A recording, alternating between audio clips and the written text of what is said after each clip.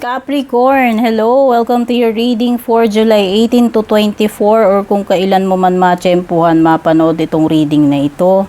Maraming salamat sa iyong support at pagsubaybay Capricorn kung matagal ka na rito at kung bago ka naman, don't forget to like, follow, or subscribe. Regarding mga personal readings, dumiretso kayo sa aking FB page or panoorin nyo nasa dulo nitong ating reading yung mga detalye kung paano mag-book, mag-inquire, or basahin yung description nitong video. Shoutout sa ating mga YouTube channel members, pati na rin sa ating mga FB page subscribers. Maraming salamat sa pagtangkilik. Naka-flex po yung mga names ninyo at the end of this reading. At yung mga gustong mag-join, hanapin nyo lang yung join button or hanapin nyo yung link below, nakalagay sa description. At ibibigay ko muna yung mga lucky day, lucky numbers mo, Capricorn. Pwede mong i-pause, i-rewind itong video para wala kang ma-miss. Ayan, lucky day mo 21. Lucky day. Ano ba yan? Lucky day mo Wednesday. Nagmamadali kasi. Ayan. Ayan, lucky day mo Wednesday. Ang lucky numbers mo 21, 9, 27, 9, 58, at saka 11. Ba yan? O ayan, sige. Simulan na tayo. Tingnan na natin yung mga overall energies mo, Capricorn.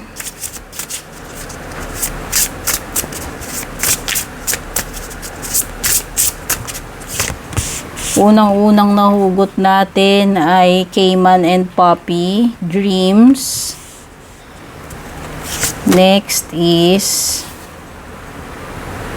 The Bat and the Hellebore.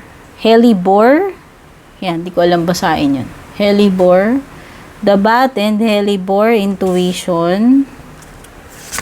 Tapos, third oracle card mo is the Owl and Hop, Wisdom.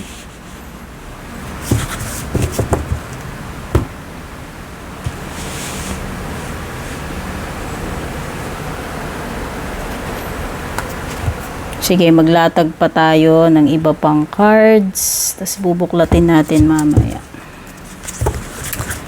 Pagchikahan natin mamaya. Latag muna natin.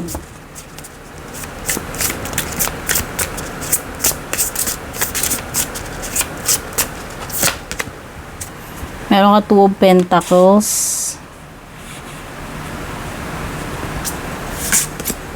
Meron ka ring 2 of Swords. So, dalawang 2. Hindi ko alam kung ano yung meaning yan sa numerology.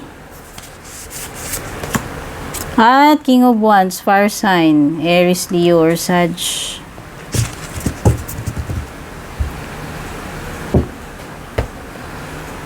Hugot din tayo ng mga oracle cards para sa iyong love life.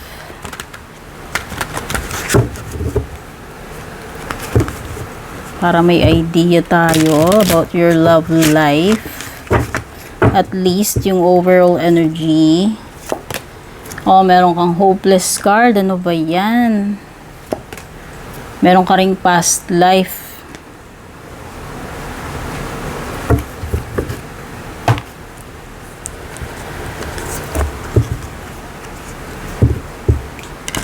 At maglalaan tayo para sa iyong closing message.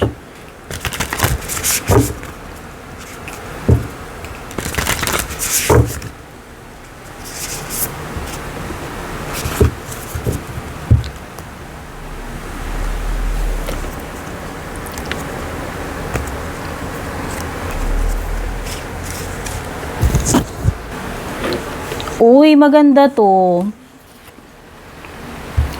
Meron ka raw dream na maaaring magkatotoo, matupad, Capricorn. Yun yung sinasabi dito sa Cayman and Poppy Dreams. Basta, kung ano man itong dream of yours, no, there is a high possibility na ito ay mag-come true. Maging alert ka rin dito sa mga mensahe na nakikita mo sa panaginip mo. Ayan. Maging alert ka sa mga signs and symbols. Yan, baka may mga palatandaan, mga mensahe pinapadala sa'yo, pinapadaan through your dreams. Okay, pero ang magandang balita dito is yun nga yung dream mo na matutupad, no, kung sakasakali. Okay? So, i-seize mo yung every opportunity na dadaan sa'yo kasi pwedeng yan yung stepping stone para ma-achieve mo yung iyong dream. Pwede nyo ring idagdag guys yung mga numbers dito sa cards. So, kagaya nito, yan, sa lucky numbers nyo, yan, number 20. Yan, pwede nyo idagdag yan. Tapos ito naman, number 19. Tapos ito naman, number 22. Yan, pwede nyo idagdag. Okay, dito na tayo kay Bat at saka kay Helibor.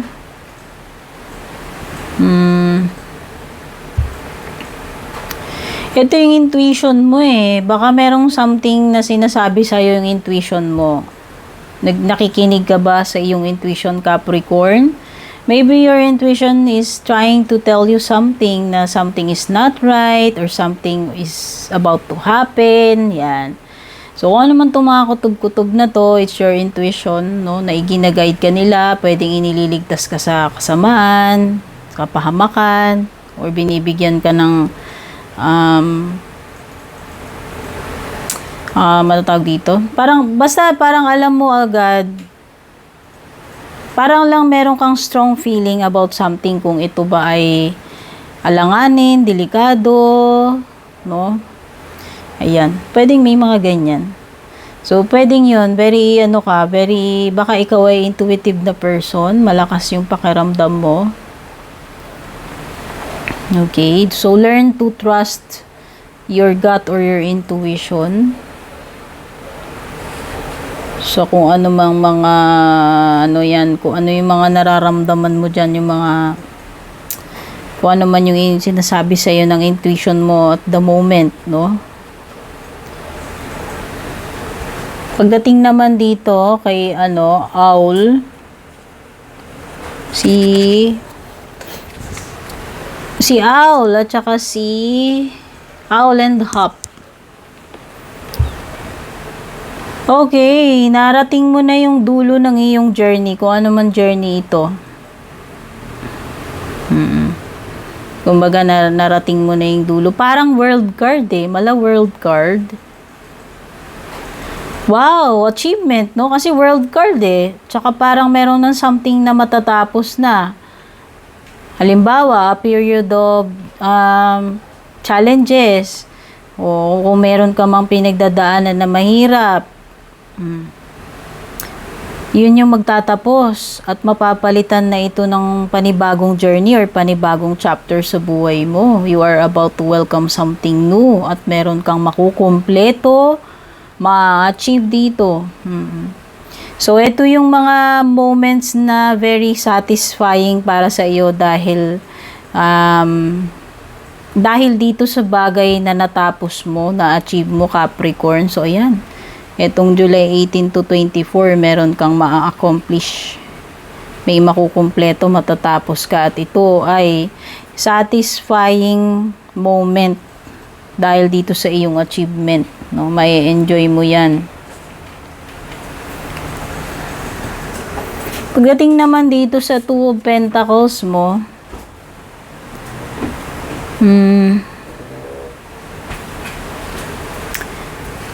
pwedeng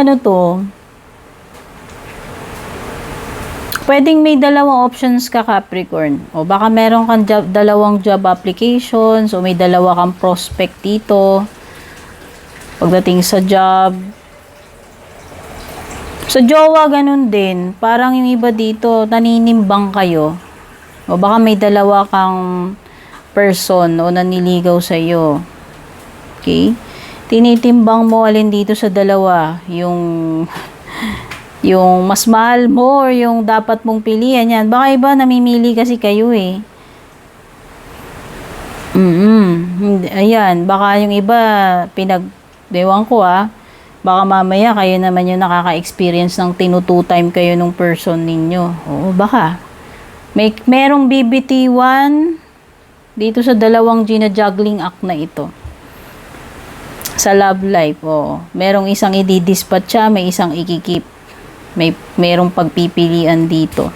Whether ikaw yung namimili dito or ikaw yung pagpipilian, Pagdating sa career, ayan, magaling ka mag-multitask. Ayan, pwedeng iba sa inyo, marami kayong ginagawa at the same time. Or pwedeng meron kayong regular, bukod dun sa main job ninyo, baka meron pa kayong isa pang meron pa kayong part-time job. Yan. Pwedeng iba lang dito, marami kayong yung commitments, very busy. Pwedeng iba natataranta kayo, hindi nyo alam ano uunahin nyo rito sa trabaho ninyo. Ayan, baka maraming stress, pressure, deadlines. So, kailangan mong maging dito, madiskarte. Paano mo magagawa ng sabay-sabay itong mga bagay na ito pagdating sa trabaho, sa career. Ngayon, pagdating sa finances naman, pwedeng yung iba o pipilitin yung pagkasyahin yung yung resources ninyo, yung pera. Okay, sabi dito, matutong mamaluktot. Kumbaga, unahin yung yung mga pinaka-importante, yung mga priorities pagdating sa mga bayarin, yan, o bills, ano ba yung mga unahin na responsibilidad bago yung mga kapritsyo or luxury, yan. Pagbabalanse ito, so kailangan balansihin yung gastos, yung flow, yung paglabas ng pera. So, importante yung pagbabudget at pagpaprioritize ng kung ano yung mga pinaka-importante muna bago yung mga yung mga luxury. Yan. Ay, naku, meron ka pa palang tube sword. So, ang lakas talaga na energy dito ng pagpili sa love life. Sabi ko nga may i-dispatch siya, may ikikip. Merong mamimili. Oh. May dalawang options dito pagdating sa person, sa lover, sa love life mo. Okay, pwedeng iba naman namimili kayo, pinagpipilian nyo love life o career. Ayan. So, yung iba,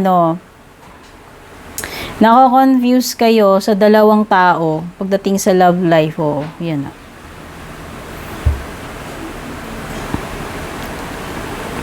Pwedeng yung iba na desperate kayo, hindi nyo alam kung, yung iba hirap makamove on dito. Bahala na kayo mag-relate kaninong energy niyan, kung energy ng jowa nyo, energy nyo. Pero basta, meron ditong hirap makamove on, hirap makapag-decide, hirap mamili, naguguluhan, or yun na nga, pwedeng ikaw yung pagpipilian dito, or ikaw yung mamimili, or ikaw yung magde-decide. No?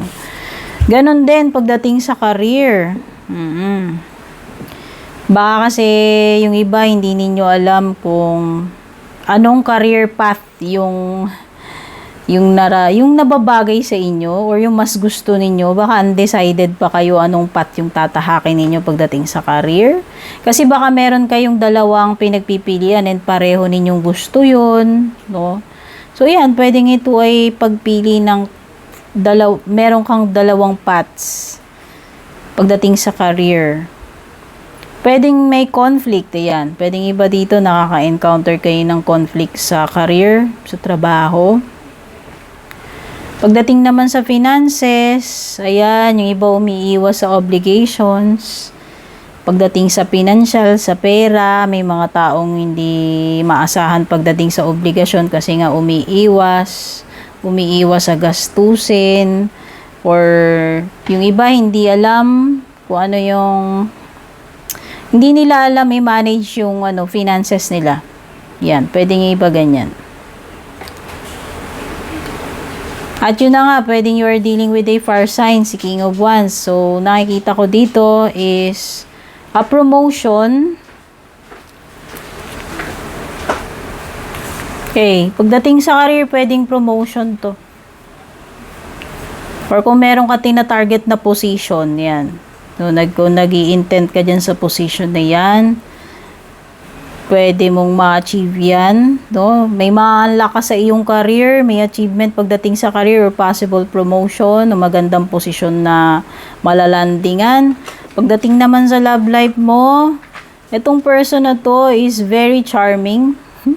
Baka mahulog ka sa charm na itong person na to. Oo, kaya lang pwedeng maging passionate yung connection ninyo. Pwede kang ma-attract, pwede siyang ma-attract sa'yo, pero hindi mo siya makikip. No, pwedeng pwedeng whirlwind romance, pwedeng something na hindi magtatagal or ayaw niya pang matali, no? Pwedeng hindi siya ganun ka-committed. Yan. At pagdating naman sa iyong love life, meron ka ditong past life card. Ay, nako, meron na ditong nangyari before na parang destined na mangyari uli. Parang meron na yan, may repeated patterns pagdating sa love life mo, Capricorn. Merong something na pwedeng maulit, no, in the past. Pwedeng merong person na babalik sa buhay mo. Like, magkakaroon uli kayo ng encounter. May pagka-karmic eh. Oo, ito parang nagkaroon na kayo ng history nitong person na to, pwedeng magkaroon uli kayo ng ng ugnayan, ng connection.